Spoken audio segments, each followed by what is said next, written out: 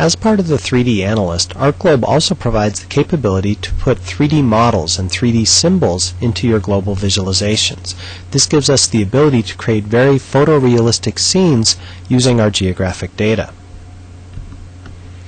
In this example, let's use ArcGlobe and take a close-up look at Honolulu, Hawaii and Waikiki Beach.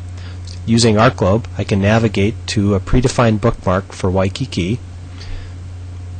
And you can see we can start to look at the high-resolution aerial photography, the terrain data for Waikiki and Diamond Head, and then we can start to display three-dimensional features. In this case, three-dimensional buildings that are objects stored in the geodatabase, each of which has attributes. For example, if you identify the Royal Hawaiian, you'll see all the attributes associated with this building. And each of these features also have textures. The textures provide the window patterns and the type of construction materials on the exterior of the buildings. We can also use data in our Geographic Information System database, for example the fire hydrant locations or the locations of all the trees, and place three-dimensional symbols at these locations. We can continue this analysis and add in more and more detailed information, for example locations of automobiles, traffic signals, and so forth, and we can interactively start to adjust this display and start to get a good view of what things really look like in this area. Now the important thing to consider is that it's not just about 3D visualization. For example, we can take any of our geographic data and start to overlay it on top of these visualizations. For example, if I wanted to combine the parcel-based land use map with this data, I can add this as a thematic layer on top of our photorealistic visualization. I could then come over here to a view from the beach of the Royal Hawaiian, and you can very clearly now see the land use information. Again, we could identify that parcel and look at all the attributes associated with that. We can take this analysis a little bit further. It's not just about visualizing the data, it's also about creating the data and doing analysis.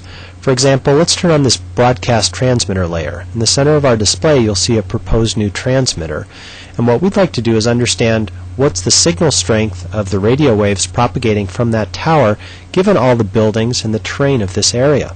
In order to answer that question is a geoprocessing task, and as such we can use the model builder that's provided with the geoprocessing framework and look at a model that was written by the Department of Commerce to calculate the signal loss given a series of parameters for that radio tower. So using this model for signal loss, we can integrate that into a model builder workflow so that we can run this model. We can look at all the parameters associated with the proposed new radio tower and adjust those as needed, or simply accept those as the default and run the analysis. And now what it's doing is it's actually calculating, given the three-dimensional geometries of these buildings and the terrain, what kind of signal strength can we expect in and around the Waikiki area. This is important for many applications, one of which is homeland security and public safety. If you want to try to communicate to people in the field, first responders going into an emergency situation in this area, you'd like to be able to maintain radio communication with the people as they start to move around these buildings and enter the buildings. So this is the kind of analysis that we would do so we could start to calculate exactly what is the signal strength of that radio tower, and if it doesn't meet our needs, then we could go back and do a what-if analysis, run a series of alterations on this model, look at different parameters, and try to come up with a solution that makes the most sense. So as this model completes, what we will see is a thematic map draped on top of our three-dimensional model and our three-dimensional display, showing us the signal strength given that proposed tower. Green indicates a strong signal, and then diminishing signal in yellow, and then orange. And finally, if we were to look at the results inside the building for the Royal Hawaiian, red indicates a loss of signals totally, so we've actually lost communication in these areas if people were to enter the building. So this is a nice example of how we start to use the three-dimensional visualization environment, but it's really more than just visualization. It integrates all the analytical capabilities of a geographic information system.